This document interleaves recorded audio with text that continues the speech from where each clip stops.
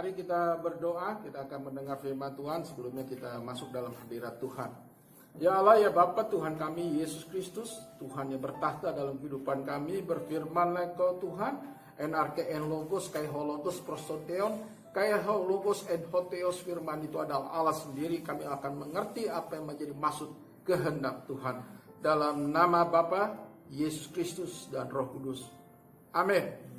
Silakan duduk. Shalom saudara-saudara kasih dalam nama Yesus. Firman Tuhan hari ini cukup memberi kita suatu motivasi.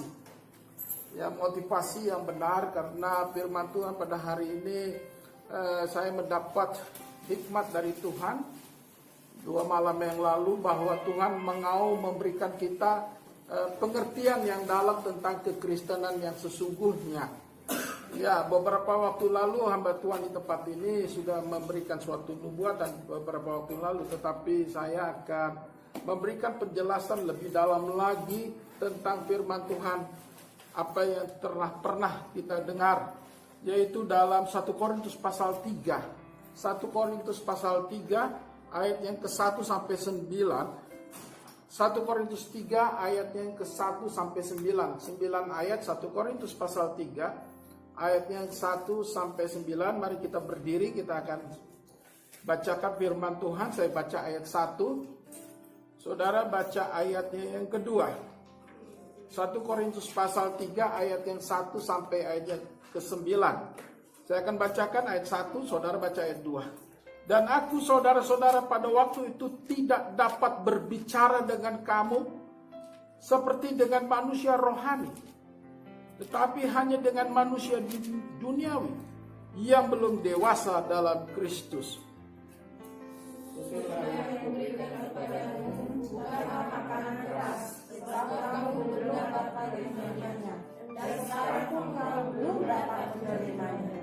Karena kamu masih manusia duniawi, sebab jika di antara kamu ada iri hati dan perselisihan, bukankah hal itu menunjukkan kamu manusia duniawi dan bahwa kamu hidup secara duniawi?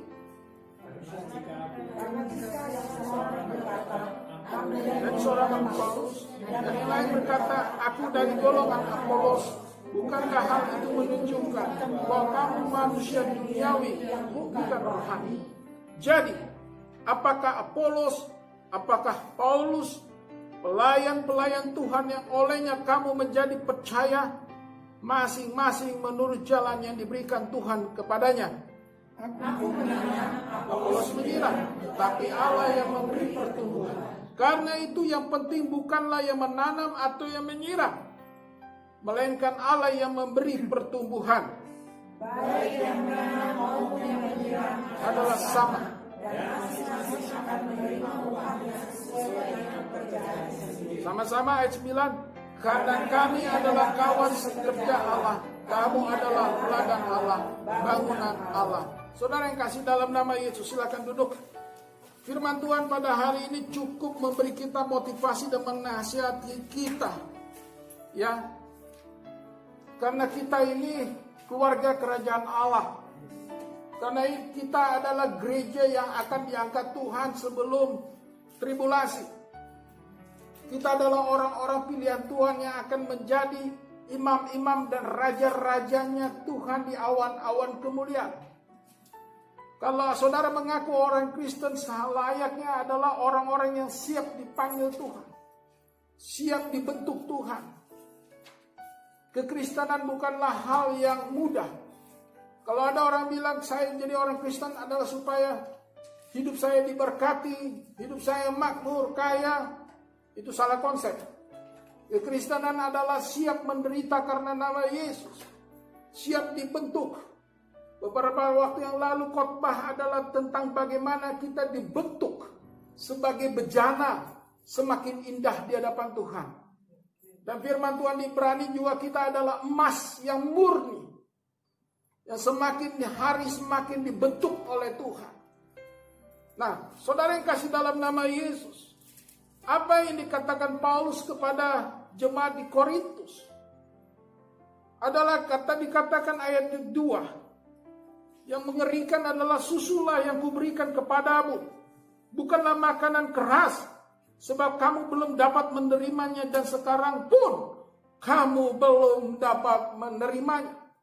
Kekristenan bukan hanya sekedar susu dalam pertumbuhan rohani, tetapi kekristenan juga adalah pembentukan makanan keras.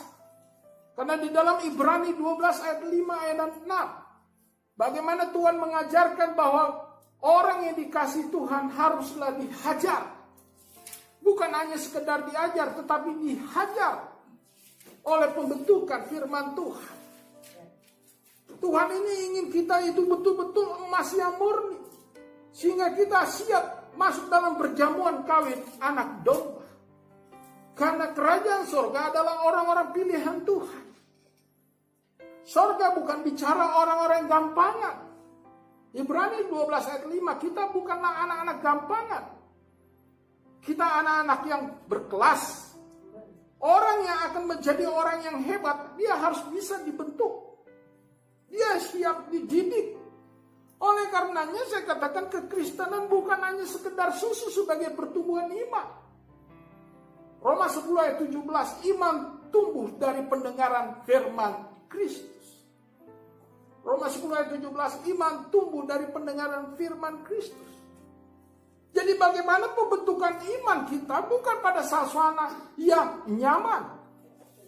Pembentukan iman bukan pada saat kita suasana kondusif. Apalagi di tengah COVID-19 pada saat ini di mana pandemi semakin merajalela di second wave. Di gelombang kedua ini semakin tinggi banyak orang yang terpapar. Belum lagi ekonomi yang resesi. Dan bagaimana Wall Street, indeks harga saham bervariatif. Dan kita tahu nilai tukar rupiah dan dolar fluktuatif. Artinya apa? Di suasana yang tidak nyaman, di suasana yang sangat menakutkan, disitulah kita dibentuk iman kita untuk bertumbuh dalam Kristus. Hari ini kekristenan haruslah kekristenan yang mau dibentuk Tuhan. Di tengah suasana yang tidak nyaman, suasana yang menakutkan, suasana resesi, apakah kekristenan berani mampu bangkit bersama Yesus, Immanuel, Allah yang menyertai? Apa artinya Allah menyertai? Allah menyertai orang-orang yang mau disertai. Jika kau punya konsep pribadimu sendiri, engkau punya jalan sendiri, bagaimana Tuhan akan menyertaimu? Amin. Kekristenan harus berjalan bersama koridor firman Tuhan, bersama rencana Tuhan, bersama konsepnya Tuhan, sehingga kita dibentuk menjadi manusia yang unggul. Saya katakan kita dibentuk menjadi manusia yang unggul. Kekristenan pada hari ini banyak manusia yang tidak menjadi manusia unggul. Kenapa begitu Pak Pendeta? Karena saya sering melihat dan mendengar. Ini saya sebagai hamba Tuhan kadang-kadang bingung lihat jemaat umat Tuhan. Dikit-dikit cengeng. Saya katakan dikit-dikit cengeng. Dikit-dikit menangis. Siapa sih hidup di dunia ini yang tidak punya masalah? Apalagi di tengah kita sekarang ini yang kondisinya sangat tidak kondusif. Cuaca yang ekstrim. Pandemi yang tidak ada ujung pangkalnya, kita tidak tahu kapan akan selesai. Saudara yang kasih dalam nama Yesus, iman kita harus kita teguh di dalam Tuhan. Dan kita percaya kalau hidup kita hanya berdasarkan hanya Tuhan, dan Tuhan pasti berkati kita. Kadang-kadang kekristenan, saya katakan saya puji Tuhan. Saya katakan puji Tuhan dengan pandemi ini. Yang hampir-hampir, kita sudah bulan September, hampir 9 bulan sebetulnya. Walaupun di Indonesia masuk dari bulan 3, sudah hampir 6 bulan, setengah tahun. Tapi saya mau katakan, saya katakan puji Tuhan. Mengapa saya katakan puji Tuhan? Kita ini sedang dibentuk Tuhan. Di mana banyak dulu gereja, pendeta, saya katakan pendeta. Di mana jemaat hanya memikirkan berkat-berkat tumpang tangan diberkati. Tapi dia tidak mau dibentuk. Dan saya katakan hari ini saya puji Tuhan. Gereja banyak yang tutup. Pendeta banyak yang off. Dan akhirnya jemaat bingung mau kemana dia punya persoalan. Yang biasa dia bergantung kepada pendeta, dia bergantung kepada gereja. Ya, dia maunya jalan dia sendiri. Pada hari ini dia harus bergantung kepada Tuhan. Begitu banyak yang saya lihat dan saya dengar. Mereka menjerit, bagaimana Pak Pendeta, usaha saya bangkrut, hutang saya banyak, sakit penyakit menumpuk, anak-anak tidak bisa terkendalikan.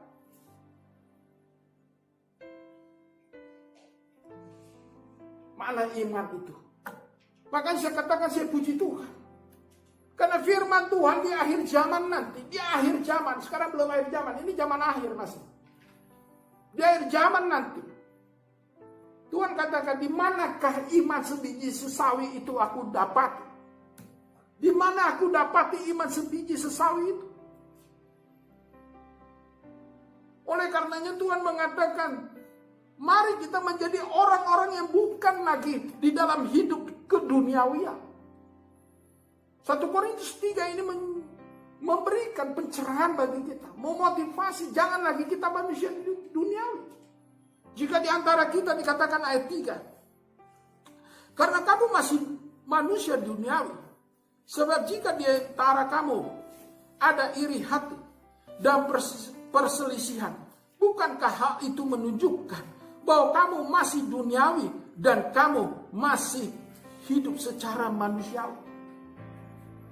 Jika di antara kita jemaat, umat Kristiani masih ada iri hati, masih ada perselisihan, itu masih duniawi.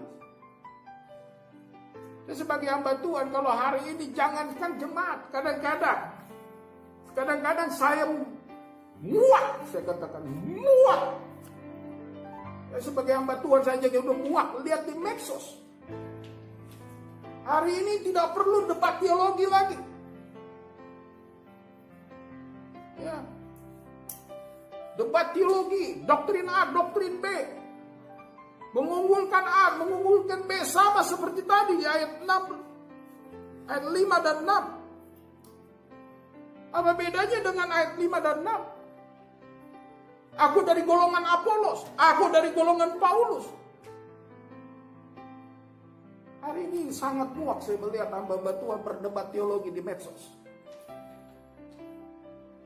Hari ini kita banyak harus sebagai hamba Tuhan dan gereja terpanggil memberikan kekuatan bagi jemaat, memberikan kekuatan bagi umat, dan memberitakan keselamatan bagi banyak orang di seluruh dunia. Katakan amin.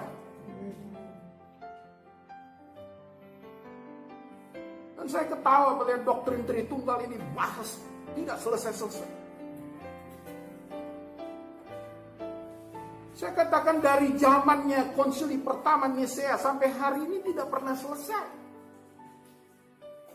Konsili pertama di Nisea bagi hamba Tuhan yang melihat ini juga. Mari kita renungkan firman Tuhan. Saya dari golongan ini. Saya dari golongan ini.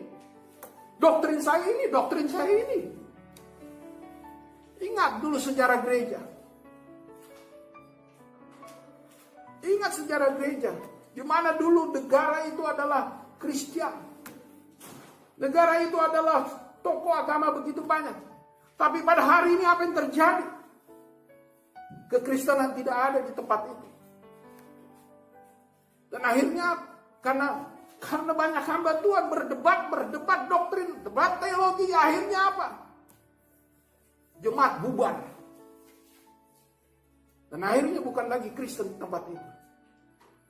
Apakah di Indonesia akan berdebat seperti itu? Saya kadang-kadang ketawa melihat. Aku golongan Apolos, aku golongan Paulus. Saudara yang kasih dalam nama Yesus. Mari kita back to Bible. Pakailah doktrin Alkitab. Apa yang menjadi kekuatan kita, kita gali. Alkitab ini adalah mutiara yang terdalam. Dan mari kita selidiki menurut kita bersama Tuhan. Bukan kata teolog A, bukan menurut teolog B.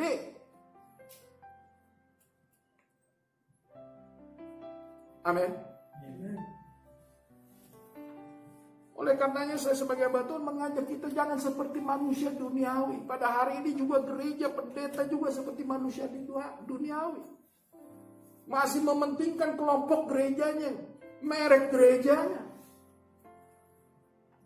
Dan hari ini kita terpanggil di tengah COVID-19, kita jadi berkat bagi banyak orang, katakan amin. Memberitakan bahwa kabar keselamatan, kepastian masuk surga. Itu jauh lebih penting dari kita berdebat tentang teologi. Tapi bagi siapa? Bagi orang yang mau dibentuk. Bagi orang yang tidak mau hanya duduk diam, tapi dia berbuat untuk Tuhan, katakan amin. Makanya saya katakan kita bersyukur di Indonesia sudah hampir 6 bulan lebih. Kita di tengah pandemi ini kita belajar merenungkan diri kita di hadapan Tuhan. Dan selama ini kita mungkin masuk ke dalam gereja yang dimana pendetanya cuma bicara berkat-berkat, tumpang tangan. Tapi hari ini bagaimana kita menghadapi, ya, saya yakin kita akan menghadapi kematian. Tidak ada satupun manusia yang hidup selama-lamanya kecuali Tuhan. Jangan katakan kita ini kebal akan kematian. Pasti kita akan menghadapi kematian. Dan COVID-19 tidak dia pilih bulu, saudara. Saya katakan COVID-19 tidak pilih bulu. Saudara mau agama manapun, status jabatan apapun, ya, kalau imunitas kita nggak kuat, kita akan terkena COVID juga. Dan tidak sedikit teman-teman saya sebagai hamba Tuhan yang bergelar pendeta, yang sudah dipanggil Tuhan karena COVID-19. Padahal dia pendeta loh, punya karunia pelepasan, punya karunia kesembuhan nilai. Tapi kenapa dipanggil Tuhan karena COVID-19?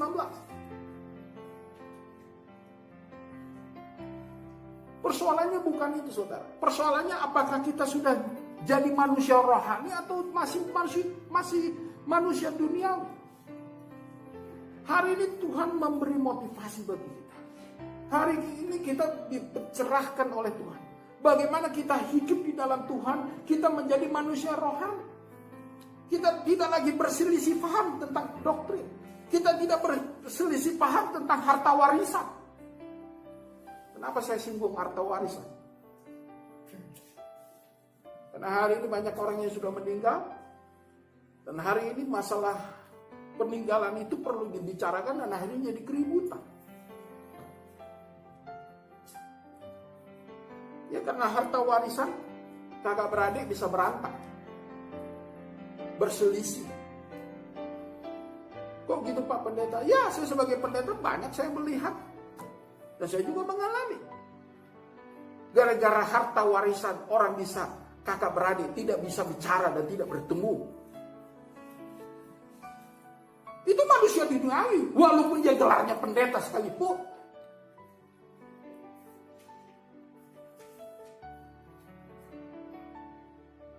Sekarang banyak perselisihan antar gereja.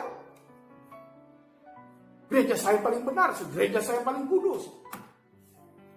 Apakah kira-kira nanti di sorga kita seperti itu? Tidak, saudara. Saya yang paling benar, saya yang paling kudus. Tidak. Semua di hadapan Tuhan sama. Dikatakan tadi, Tuhanlah yang memberikan pertumbuhan iman kita. Tuhanlah yang membentuk kita, amin. Jadi jangan bangga. Antar hamba Tuhan, antar pendeta di satu sinode, saling baku hantam. Dan teman saya bilang reformasi katanya, aduh.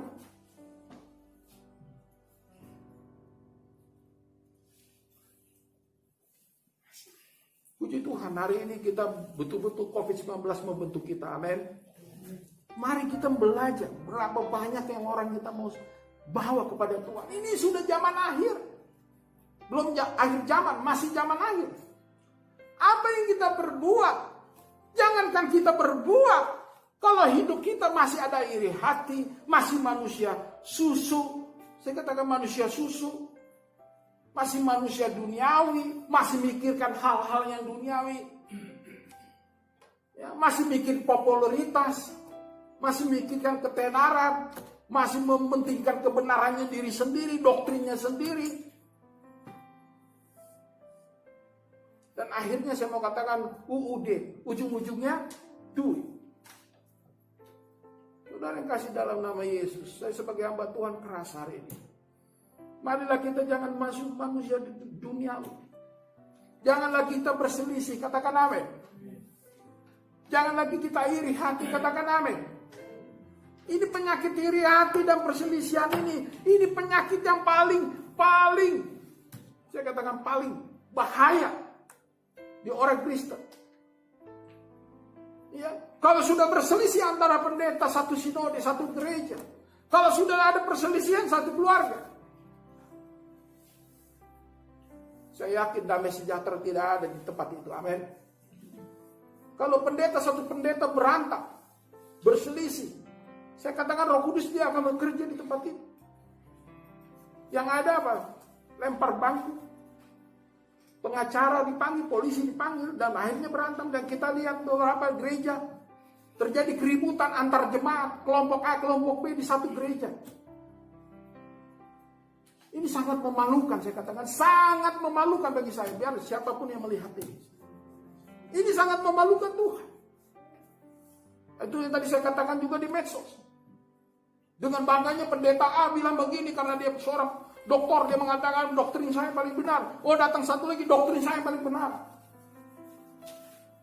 Dalam hati saya, lu udah berapa lu bawa kepada Tuhan? Dalam hati saya, berapa yang kau sudah selamatkan? Dalam hati saya, berapa yang kau sudah bangun jiwa-jiwa itu? Kalau kita hanya ribut seperti itu namanya perselisihan. Dan ingat, itu pekerjaan si iblis. Itu bukan pekerjaan Roh Kudus. Orang yang berselisih, senang berselisih, bangga dengan doktrinnya, itu orang-orang yang tidak ada Roh Kudus, saya jamin itu. Masa ada Roh Kudus senang baku hantam? Masa ada orang Roh Kudus mau orang berselisih? Itu bukan pekerjaan Roh Kudus, itu pekerjaan siapa? Setan. Saya jamin itu pekerjaan setan. Makanya di gereja ini saya harap ke depan, saya menghimbau sebagai hamba Tuhan, kita nggak tahu umur kita. Ya, ini COVID-19 makin gila aja saya bilang. COVID-19 ini makin gila. Kita nggak tahu umur kita. Ya. Tidak ada orang yang kebal, semua pasti kena. Persoalannya apakah dia panjang umur atau tidak, itu aja. Nah, saya mau ingatkan, sebelum kita dipanggil Tuhan, selesaikan kita semua apapun yang ada di kita, perselisihan di antara kita dan iri hati. Katakan amin. Ya, baru-baru ini kita renovasi gereja. Puji Tuhan, ini sudah luar biasa. Saya katakan sangat luar biasa.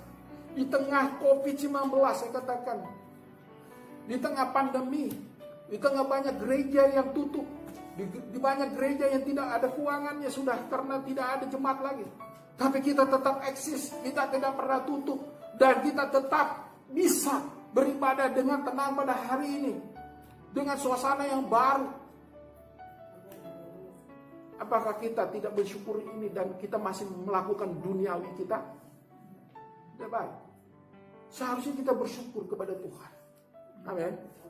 Kalau kita bisa beribadah pada hari kita berjumpa satu sama lain sebagai keluarga Allah, sebagai keluarga kerajaan sorga. Saya mau kasih tahu, di sorga itu nggak ada lagi baku hantam. Di sorga itu tidak ada lagi perselisihan. Di sorga lagi tidak ada iri hati. Oh, kenapa sih rumah saya kecil? Oh, kok dia gede? Kok saya hanya di pelataran, hanya di taman? Kok si Adu itu rumahnya besar? Nggak ada di sana nanti iri hati. Semua menerima mahkotanya masing-masing. Sesuai apa yang dilakukan dalam kebenaran dan dibentuk Tuhan. Katakan amin. Jangan berpikir yang penting gue masuk surga. Ya kalau masuk surga lu cuma di emperan, cuma di taman doang, gak punya rumah, gimana? Kalau masih ada selisih hati, iri hati ini, maaf ya, saya katakan sebagai hamba Tuhan, jauh-jauh dari kehidupan kita. Amin. Selesaikan. Saya katakan selesai. Kalau Anda bertahan dengan keinginan saudara, ingat Matius 7 ayat 21-23. Jangan kau membuat kejahatan, bukan berseru-seru, tapi melakukan kehendak Tuhan. Itu kekristenan yang sesungguhnya. Bukan only I believe Jesus, tapi Anda tidak action, tidak punya tindakan. Bagaimana kalau Anda masih iri hati, dendam, masih ingin meraup harta warisan, ingin terkenal, ingin menguasai? Ingat, kita mati gak bawa apa-apa, amin. Kita hanya dikubur 1 meter kali setengah meter. Ya, 1 meter kali 2 meter katanya. Paling hebat San Diego Hill. Paling hebat. Tapi saya lihat kuburannya gak ada AC-nya di dalam. Gak ada kulkasnya, gak ada apa-apa. Toh, masuk tanah juga dan digigit cacing juga. Sama aja, belatung ada. Apa yang hebatnya? Saya mengatakan kita mati gak bawa apa-apa. Ingat, saya ingat Stephen Jobs. Anda tahu Stephen Jobs? Waktu siapa Stephen Jobs? Yang punya Apple, ownernya Apple. Pada saat dia mau meninggal, dia merenung. Dia bilang hidup ini adalah kesia-siaan. Sama seperti Salomo, hidup ini adalah kesia-siaan. Bagaimana Salomo begitu kaya, begitu juga yang punya Apple. Tapi pada saat dia sakit sebelum meninggal, apa dikatakan? Hidup ini adalah kesia-siaan. Begitu capek dia membangun perusahaan Apple. Dia begitu capek, begitu banyak orang yang dipekerjakan, tapi akhirnya dia mati dalam kesendirian. Kita mati dalam kesendirian, saudara. Kita mati gak bawa pasangan kita. Walaupun waktu pacaran bilang sama istri, kita hidup semati. Ya, kita mati bersama-sama, tapi ternyata enggak juga. Jarang orang yang mati bersama-sama. Kalau enggak suaminya dulu, istrinya dulu.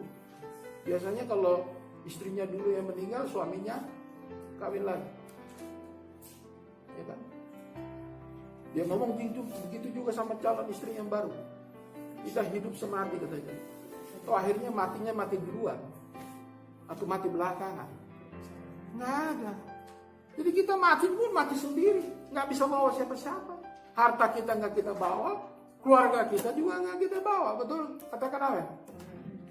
Kecuali kita masuk di akhir zaman. Kita diangkat bersama-sama. Haleluya kalau kita diangkat bersama-sama. Tapi kita nggak tahu akhir zaman itu kapan. Banyak penyesatan hari ini. Ini udah akhir zaman Pak Pendeta. Triple Six sudah kelihatan. Memang antikris sudah ada. Tapi 666 nanti itu kan lambang, simbol. Belum. Karena nanti kan ada sistematiknya. Tuhan itu kan berdasarkan Alkitab itu sudah jelas. Prosedur. Ya, prosedurnya Tuhan sudah jelas. Akhir zaman itu kelihatan. Ada pengangkatan dulu. Ada sangkakala sampai 7. Pembukaan meterai. Barulah muncul Wahyu pasal 13. Si Lucifer itu. Nah ini belum terjadi. Saudara yang kasih dalam nama Yesus. Hari ini yang penting bagaimana kita berjaga-jaga dan berdoa. Dan membentuk hidup kita jangan jadi manusia duniawi. Kita jadi manusia apa? Rohani. Coba lihat kiri kanan kita. Coba lihat kiri kanan. Apakah kita sudah jadi manusia rohani belum? Masih mikirkan duniawi enggak? Firman Tuhan asal kita makan. Apa doa Bapa kami? Doa Bapa kami coba.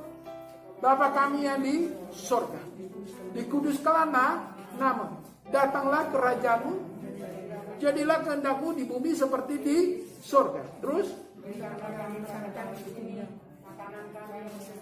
berilah makanan kami hari ini, makanan kami yang sebanyak-banyaknya, secukupnya. Kita makan berapa sih banyak? Tetapi kenapa orang sampai korupsi dan masuk KPK? Kenapa? Karena iblis menguasai hidup dia. Dia masih manusia dunia. Dia iri hati. Dia iri hati. Kalau dia pikirkan masa depan, saya yakin Pak. Kalau orang mikirkan masa depan, dia pikirkan istri anaknya. Jangan kau kasih keluargamu makan uang haram, katakan amin. Jangan kau kasih anakmu uang korupsi, katakan amin. Ini kenyataan, saya sudah mengalami. Saya sudah mengalami waktu saya di kantor saya dulu. Waktu saya masih kerja di dunia. Ya. Oh, anaknya pakai BMW. Ya, orang kaya. Anak dan istrinya mewah. Tapi apa yang terjadi karena dia makan uang haram? Dia korupsi. Dan saya mau katakan yang sengsara siapa sekarang? Istri dan anaknya. Istri dan anaknya sudah malu. Hartanya disita. Sekarang miskin lagi. Dan susah. Jangan bilang saya mau merebut kekayaan untuk istri dan anak. Belum tentu. Ya kalau kau memang kerja kau keras dengan betul ya gak apa-apa kalau diberkati Tuhan. Tapi kalau kau korupsi. Kau mencuri. Ya, gak bakal berkah itu, amin. Saya sudah lihat banyak orang, saya katakan. Orang yang tidak diberkahi Tuhan. Karena uangnya adalah uang yang tidak benar.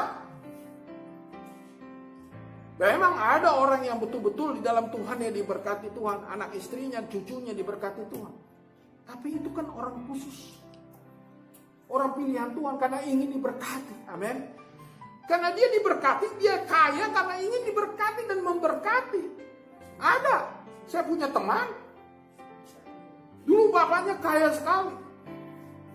Dan dia memberkati gereja kami dulu. Dan anak-anaknya, mantunya, semua diberkati sampai hari ini. Karena memang dia ingin memberkati gereja. Dia memberkati rumah Tuhan. Dia memberkati hamba Tuhan. Itu orang bagi saya luar biasa. Dia bukan mikirkan diri dia. Tapi dia bukan hanya mikirkan pribadi dia untuk kaya. Tetapi dia kaya karena untuk memberkati. Amin. Nah itu gak apa-apa. Tapi kalau kita manusia duniawi. Kita iri hati berselih. Oh kita ingin. Wah hebat loh. Apalagi suku saya mau katakan. Puji Tuhan. Sudah 6 bulan tidak ada pesta. Betul gak? Saya bilang puji Tuhan. Mari kita renungkan hari ini pandemi COVID-19. Kemana uang kita? Gimana kehidupan istri dan anak kita, keluarga kita? Apakah kita sudah bawa kepada Tuhan dan kita bentuk anak-anak kita? Amin. Saya pribadi saja masih berpikir ulang. Saya masih bagaimana supaya keturunan saya ke depan adalah orang-orang yang diberkati Tuhan dan memberkati. Amin. Bukan hanya diberkati, tapi kita bagaimana kita memberkati. Amin. Oleh karenanya dikatakan yang terakhir di khotbah saya.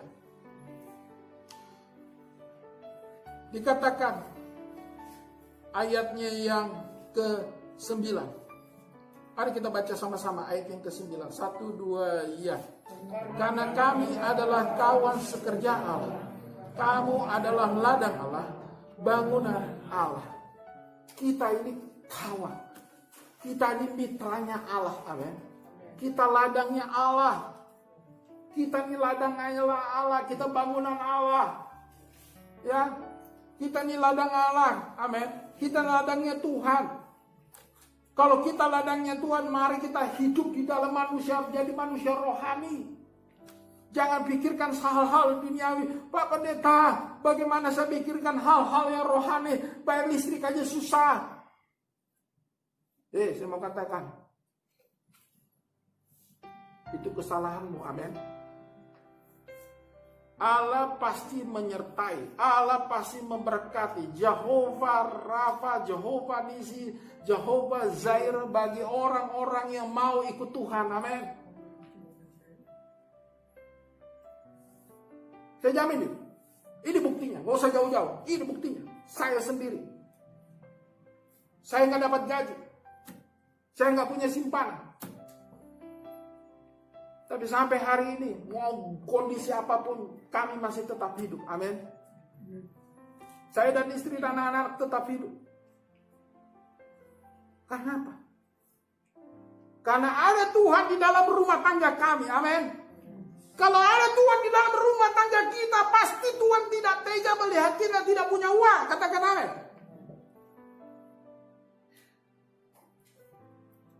Itu jaminan Tuhan, betul nggak? Kalau orang yang mengandalkan Tuhan, 1 tambah 1 bukan 2. Kalau kita ikut Tuhan, 1 tambah 1 ada berapa? Banyak. Ini kesaksian hidup saya, nggak usah orang lain, saya. Siapa yang gaji saya? Tapi hari ini saya bisa hidup bersama istri dan anak. Dan coba lihat gereja kita terus diberkati Tuhan, katakan amin. Itu karena kebesaran Tuhan. Amin. Kalau Tuhan hadir, saya mau katakan, kalau Tuhan hadir dalam rumah tangga kita, dalam kehidupan kita, itu ya tidak ada lagi namanya orang kekurangan, katakan amin. Dia pasti diberkati Tuhan. Dan dia memberkati orang. Amin. Kalau dia diberkati bukan untuk dirinya, tetapi untuk memberkati.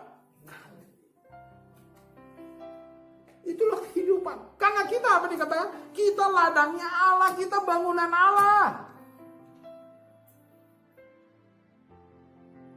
Kita kawan mitra. Kalau kita mitra, investornya siapa? Tuhan. Investor dalam kehidupan kita siapa? Tuhan. Makanya kita investasikan hidup kita untuk Tuhan. Kalau Tuhan sebagai investor kita, mari kita bekerja. Amin. Ini sebetulnya harus kita bawa kepada banyak orang. Bukannya debat.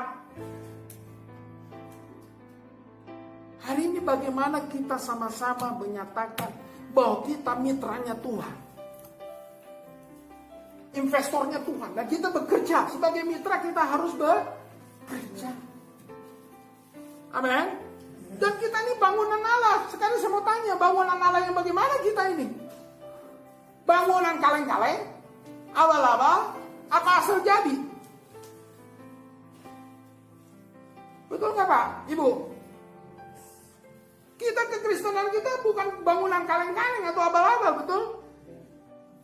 Kita dibangun di atas fondasi yang kuat, bukan di atas pasir. Makanya kita harus dibentuk. Bukan asal hidup. Nah, banyak orang Kristen sekarang hari yang penting asal hidup Pak Pendeta. Waduh, bahaya. Kita ini bangunan Allah, kita ini bangunan Tuhan. Orang melihat kita, amin. Udah sampai sejauh mana kita bermanfaat bagi banyak orang. Bagaimana kita menjadi berkat bagi banyak orang. Tuhan sudah kasih investasi dalam hidup kita. Dia investor kita kok. Kalau yang namanya perusahaan, kalau ada investor kita harus tanggung jawab gak? Tanggung jawab. Mari kita, makanya ada lagu. Mari kita hitung berkat kita. Satunya. Mari kita hitung berkat Tuhan. Jangan kita lupakan berkat. Jangankan berkat Tuhan. Berkat saudara yang dikasih juga kita kadang-kadang lupa. Betul gak? Berkat orang yang ngasih kita kadang-kadang lupa. Itu bahaya itu. Orang seperti itu bahaya. Saya sama istri tadi malam diskusi. Melihat pembukuan gereja. Ternyata Tuhan itu luar biasa. Katakan amin. Kami mulai menilai satu-satu. Oh, si A sudah nyumbang ini, si B sudah nyumbang ini. Wih, luar biasa. Saya katakan luar biasa. Dan saya ingat, dan saya bilang sama istri, dan istri bilang sama saya, ini hutang kita. Dan kita harus jadi berkat. Amin. Ya, berkat orang tua.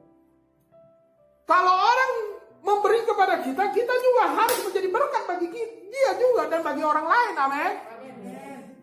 Jangan kita mengharapkan orang lain, terus kita mulai belajar bersyukur dan berterima kasih. Katakan amin. Apalagi saya nggak punya gaji, saudara, pernah bangkrut, nggak punya apa-apa. Ya. Saya bersyukur bahwa Tuhan memberkati dan banyak orang yang memberkati saya. Katakan amin. Jadi kalau balik pada ayat 9, kita ini kawan sekerja Allah. Kalau Tuhan sebagai investor kita, mari kita mulai berpikir apa yang Tuhan sudah berikan kepada kita. Amin. Dan kita bersyukur. Mari kita tindakan, action. Kita dari ladangnya Tuhan. Kita mau dipakai Tuhan. Kita jadi berkat bagi banyak orang. Kita adalah bangunannya Tuhan. Amin. Jangan sibuk masalah iri hati. Jangan sibuk dengan perselisihan. Jangan sibuk dengan doktrin masing-masing. Jangan sibuk saya golongan Apolos atau Paulus.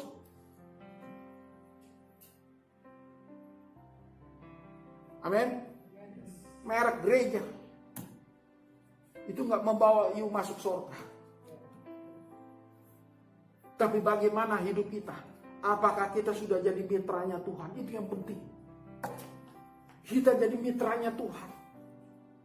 Makanya jujur, waktu kita renovasi ini, ya, sampai saya tadi malam sakit lagi. Saya biarlah sakit karena keletihan. Berpikir, bekerja, berdoa, ya supaya ini jadi. Katakan amin. Kita harus betul-betul menjadi mitranya Tuhan, bekerja untuk Tuhan. Amin. Jangan, aduh, kadang-kadang orang bilang, saya sibuk, Pak Pendeta, saya sibuk.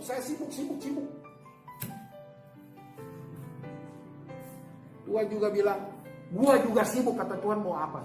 Saudara digituin sama Tuhan. Lu datang doa Tuhan, aku begini Tuhan, minta ini Tuhan. Gua sibuk, lu karena lu sibuk juga sih. Lu gak pernah mau dengerin gua, kata Tuhan. Ini bahasa Betawi saja kan, bahasa sehari-hari. Kira-kira gitu ilustrasi. Mari kita datang dekat dengan Tuhan, amin. Kita mau dibentuk Tuhan, kita mau dihajar Tuhan. Saya mau katakan sebagai pendeta ini kesaksian, saya ini paling sering dihajar Tuhan, dibentuk Tuhan, gak enak.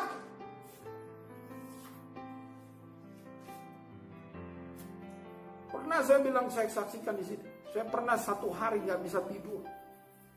2 malam maksud saya. Gak bisa tidur. Tuhan ngomong terus. Kalau udah dibentuk Tuhan, kau harus lakukan ini, Aduh Tuhan Yesus. Kadang-kadang saya juga waktu mau membangun ini, mau mulai melakukan pekerjaan renovasi gereja, saya saksi. Tuhan bilang, go ahead. Itu uangnya dari mana Tuhan?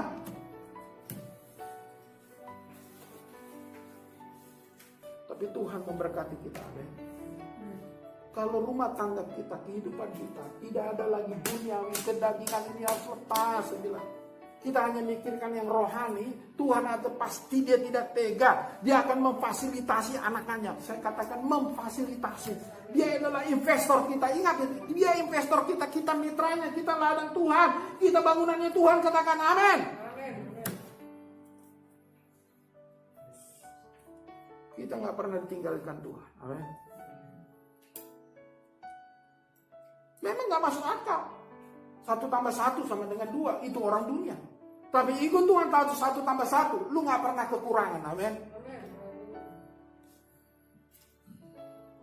Saya ingat dulu. Bagaimana saya dibentuk Tuhan. Dari minus bukan nol. Dia gak punya beras. Gak punya apa-apa. Tuhan bentuk. Dan akhirnya karena saya ladang Tuhan. Karena saya bangunan Tuhan. Tuhan perlengkapi. Tuhan buat cantik. Tuhan buat saya hidup. Katakan amin. Jadi untuk apa kita berselisih? Ngapain kita beriri hati? Ngapain kita debat-debat lagi? Nggak ada guna, katakan amin. Saudara diberkati? Mari kita cintai rumah Tuhan. Karena firman Tuhan, mencintai rumah Tuhan adalah menghanguskan Tuhan. Sampai kapanpun saya ingat firman itu. Cintailah rumah Tuhan. Karena rumah Tuhan adalah milik Tuhan. Dan hadirat Tuhan ada di dalam rumah Tuhan. Kalau dia dihanguskan, Anda dibuat susah? Anda dibuat kelaparan? Saya jamin 100%. Saya sudah ngalami. Sampai hari ini waktu saya dari nol, saya punya hutang 1 M lebih. Saya mau bersaksi sedikit. 1 M lebih. Tapi Tuhan selesaikan semua. Dan anak istri saya bisa makan. Saya nggak punya penghasilan. Tapi Tuhan berkati. Katakan amin. Kalau kita ladangnya Tuhan tentunya. Kita aja bangunan Tuhan, amin. Dia investor kita. Katakan, dia investor kita. Hari kita katakan, dia investor kita. Dia mitra kita. Dia pasti mencukupkan hidup kita. Jadi, Pak Pendeta, kalau ada orang yang, gimana hidup saya? Gimana? Susah saya. Aduh. Saya mau katakan, minta sama investor kita, amin. Dia pasti lebih dari BCA, lebih dari Bank Mandiri. Engkau akan diberkati Tuhan, amin. Kalau kau dekat dengan Tuhan, pasti. Saya sudah ngalami dulu, saya ingat. Saya kemana-mana naik motor. Waktu pelayanan naik motor, naik kuliah juga hujan-hujanan, hujan deras, hujan badai. Ujian juga sampai basah-basah lepek. Saya ingat mantan rektor saya. Kenapa Pasar Ibu? Naik motor Pak dosen. Saya menangis mau melayani susah. Mau ke sana dipanggil ke rumah sakit sana murul pelayan. Aduh Tuhan, transportasi saya apa? Tapi saya jabanin, saya lakukan. Saya 2 tahun puasa supaya saya punya kendaraan. Puji Tuhan punya kendaraan, amin. Semua kalau Tuhan mau berikan, Tuhan sediakan. Tapi kita diuji dulu, kita dibentuk, kita jadi manusia rohani. Hari ini lepaskan iri hati di antara kita, amin. Jauhkan selisih di antara kita, amin. Jangan berdebat. Oh, gua polos. Udah gak ada lagi tuh, gak laku. Cuma katakan di debat teologi tidak ada laku. Saya juga jadi pendeta muak lihat itu. Karena yang penting berapa jiwa kau bawa, berapa jiwa kau baptis. Ya, saya lihat di Afrika. Negara berapa orang? Di India banyak orang yang dibaptis. Wah, itu baru hebat. Itu nggak ada debat-debat teologi. Ya. Amin. Kita mitra Tuhan. Jadikan dia mitra kita. Dia akan investasikan hidup dan hartanya untuk kita. Amin. Dia percayakan kita adalah bangunan Tuhan. Katakan amin. Kita ladangnya Tuhan. Katakan amin. Tuhan berkati kita. Katakan amin. Jika saudara adalah manusia rohani, jadilah kita yang dipercaya Tuhan. Ya tentunya karena investasinya banyak, kita harus dipercaya. Karena kita mau dipercaya, kita diuji Tuhan. Amin. Kita diuji. Oleh karenanya jangan cengeng. Saya katakan jangan cengeng. Percaya sama Tuhan. Tuhan berkati. Mari kita berdoa. Terima kasih Tuhan.